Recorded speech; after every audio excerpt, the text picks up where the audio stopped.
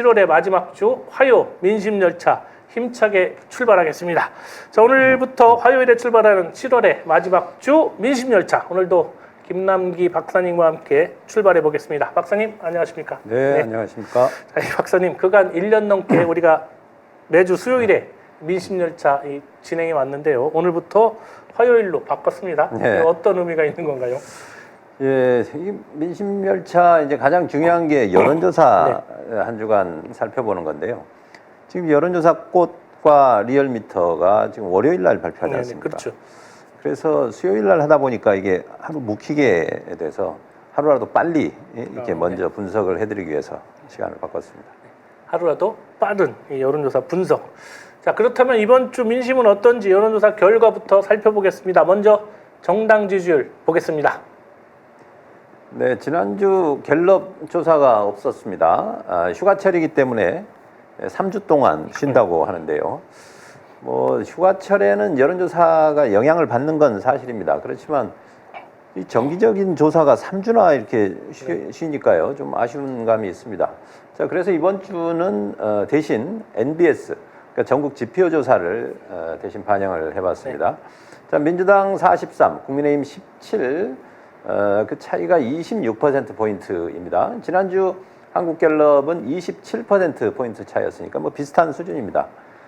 이념 성향 표집에 있어서도 지금 진보가 4.2% 많은 걸로 나왔는데요. 지난주 한국갤럽은 4.3%였으니까 그 역시 뭐 비슷한 수준입니다. 이번 주 여론조사 꽃 전환 면접은요, 민주당이 59.3, 국민의힘이 20.5%입니다. 38.8%포인트인데요. 그런데 이 역시 지난주와 비슷하고요. 다만 진보 표집이 보수보다 지금 9.5%나 높습니다. 반면에 리얼미터는요, 민주당이 50.8, 뭐 지난주와 같고, 국민의힘은 29%로 1.6%포인트 소폭 상승했습니다. 같은 ARS 조사인 여론조사 꽃 자동응답 조사는요, 민주당이 59.6, 2.1% 하락했습니다. 지난주보다요. 국민의힘은 24.8로 지난주와 뭐 동일한 수준입니다. 결과적으로 격차는 2.1%포인트 줄었습니다. 그러니까 평균을 내보면 진보 표집이 지난주 4% 많았던 것에서 지금 6% 많아졌으니까요. 진보 표집이 늘었음에도 불구하고 민주당 지지율은 1% 오히려 하락했습니다. 그러다 보니 어쩌면 이게 보수층은 지금 결집이 많이 느슨해진 상태인데, 그러나 진보층에서 민주당에 대한 지지가 조금 빠지면서 전반적으로 지지율 상승이 조금 멈춘 듯한 그런 느낌을 갖고 있습니다. 그래도 크게 뭐 이렇게 차이가 나는 건 아니잖아요. 그렇습니다. 네. 아무튼 이번 주 이어서 국정 지지도 어떻게 됐는지 이것도 살펴보겠습니다. 네, 이번 주 대통령 직무수행 평가, 먼저 NBS는 긍정평가 64, 부정평가 22로 지난주 한국갤럽하고 비교해 보면 부정평가만 1% 낮습니다. 다만 이제 국정 지지도 설문 구성이 NBS하고 한국갤럽이 좀 다릅니다. 그렇기 때문에 단순 비교는 좀 어렵고요. 리얼미터는 지금 긍정이 61.5, 부정이 33. 지난주에 비해서 긍부정 격차는 약간 줄었습니다. 또 여론조사 꽃 전환 면접과 ARS 역시 긍부정 격차가 조금 줄었습니다. 그러니까 두 조사 모두 진보 표집이 아주 많았지요. 그래서 이걸 보수와 진보를 1대1로 가정한 NGI 지수가 중요한데요. NGI 역시 격차가 2% 정도 둘 다 줄었습니다. 그래서 국정 지지도도 오차범위 내이긴 하지만 정당 지지율과 마찬가지로 일종의 약보합세가 지금 이루어지고 있다, 이렇게 보시면 될 것 같고요. 그 밖에 이제 여론조사 꽃에서 특별재판부 설치에 관한 설문이 있었는데 65%가 찬성을 했고, 특검 기간을 연장하거나 또는 추가 특검을 하는 것에 대해서 75%가 찬성하는 의견이었습니다. 그리고 이번에 이제 특검에서 종교기관 압수수색을 했지 않습니까? 여기에 대해서도 종교 탄압이 아니고 정당한 수사라는 의견이 76%가 넘었습니다. 마지막으로 민주당 당대표 선거는 ARS 조사에서 정청래 후보가 44.2, 박찬대 후보가 20.7로 지난주보다도 격차가 더 벌어진 걸로 확인이 됐습니다. 네, 아무튼 뭐 특별재판부 설치나 특검 연장 이런 거에 국민적 여론이 더 높은 걸 보면 내란 청산 반드시 하고 가자는 의지가 국민들도 네, 높은 걸로 보입니다. 네네. 자, 그리고 이제 민주당 당대표 선거 좀 얘기해 보겠습니다. 이번 주말이면 결판이 나죠. 네. 지난주 충청권, 영남권 치러진 관리당원 투표에서는 정청래 의원이 크게 앞섰습니다. 여론조사에서 차이가 더 벌어진 것이 이 권리당원의 표심 확인된 것이 아닌가 싶은데요. 한번 짚어주시죠. 네. 지금 이제 그동안 여론조사 결과들을 이제 ARS인데 민주당 지지층으로 이제 추이를 분석해 본 겁니다. 우선 이제 여론조사 꽃이 2주 간격으로 조사를 했는데요.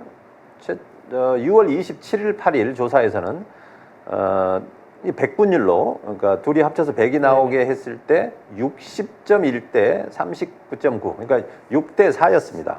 그러다가 7월 11일, 12일 조사에서는 격차가 살짝 좁혀지는 듯 했는데요.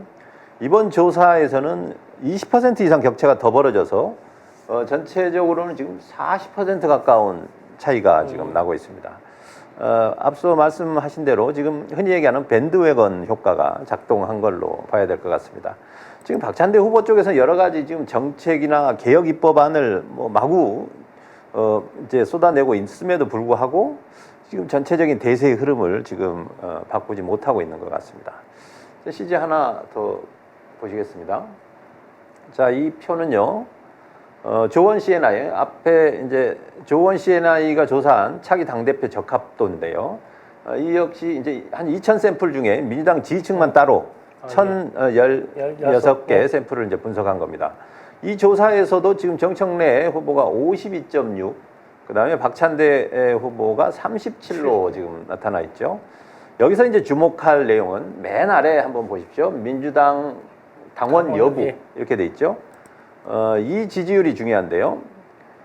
이 당원이라고 응답한 층은 정청래 후보가 56.4, 박찬대 후보는 37이고 비당원, 당원이 아니라고 응답한 층은 51대 37입니다. 거의 뭐 비슷. 자, 그런데 정청래 후보는 당원이라고 응답한 쪽에서 5% 이상 더 높게 그렇죠. 나왔습니다. 자, 이 얘기는 시중에 있는 여론조사에 비해서 권리당원 투표는 오히려 정청래 후보 쪽이 더 유리하게 더 벌어질 수 있다 하는 것을 이제 보여주고 있습니다. 네, 아무튼 그렇습니다. 자, 아무튼 그리고 이 지난주 강선우 의원 이 장관 후보자 인사청문회 이후 스스로 사퇴했지 않습니까? 이 사퇴 직전 이 박찬대 후보가 사퇴를 권유하는 글을 이 페이스북에 올려서 이 논란이 되기도 했는데요.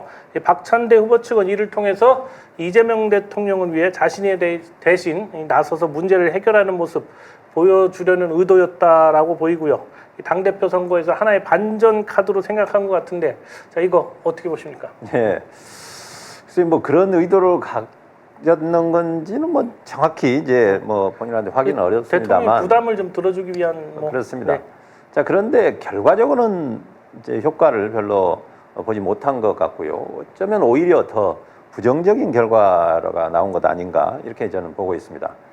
자, CG 한번 보시죠. 네. 자, 이게 앞서 조사했던 그 조원 CNI의 이제 강선우 의원의 여가부 장관 적합도 조사입니다. 이 조사를 잘 살펴보시면 좌측에 한번 보시면 지지정당별 그리고 국정평가 긍정이냐 부정이냐 그리고 이념 성향별로 지금 이제 분석이 돼 있는데요. 예를 들어 지금 이재명 대통령의 지금 대통령 국정평가에 긍정으로 응답한 이제 가운데 부분이 있죠. 그 긍정으로 응답한 응답자들은 52대 41로 적합하다가 더 많습니다. 반면에 국정평가의 부정적인 응답자들은 적합하다가 겨우 1.4%입니다. 반면에 적합하지 않다 93.4%입니다. 자, 이걸 보면 국정평가에 대해서 부정적인 응답을 하는 사람들은 강선우 후보의 자질에는 관심이 없는 겁니다. 무조건 안 된다. 무조건 이 정권에 대한 어떤 정치적 반감으로 이제 반대를 한 거거든요.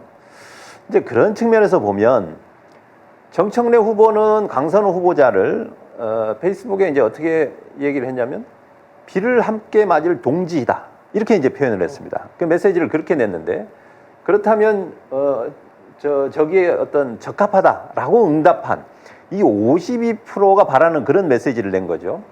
반면에 박찬대 후보의 경우는 부적합하다는 의견에 따라서 사실 사퇴를 또 권고를 한 거거든요. 네네. 이제 그러다 보니 전체적으로 보면 어떤 지지층이 요구하는 응답과는 좀 상대적으로 멀어졌고 그러니까 한마디로 당심을 정청래가 더 잘 봤다.